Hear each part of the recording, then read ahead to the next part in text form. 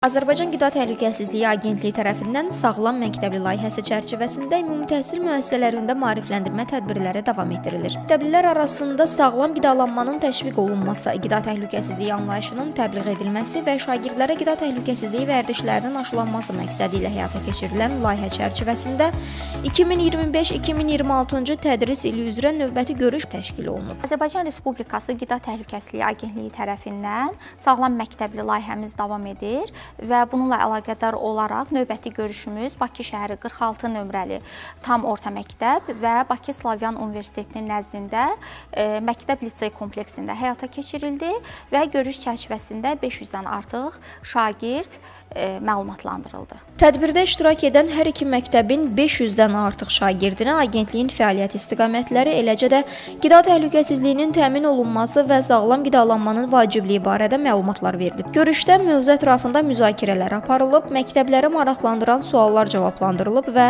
onlara sağlam qidalanmaya dair maarifləndirici bukletlər paylanıb.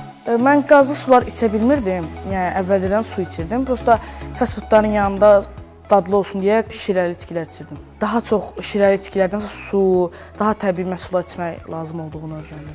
Tövsiyə edirəm ki, sinif yoldaşlarıma da, dostlarıma da daha az istifadə eləsinlər bu qidalardan. Qeyd edək ki, Sağlam Məktəbli layihəsinə 2018-ci ildə start verilib. Layihə çərçivəsində hər il ümumi təhsil müəssisələrində şagirdlərlə qida sahəsində müxtəlif mövzularda görüşlər keçirilir. Agentlik tərəfindən belə görüşlərin davamlı olaraq təşkil edilməsi planlaşdırılıb.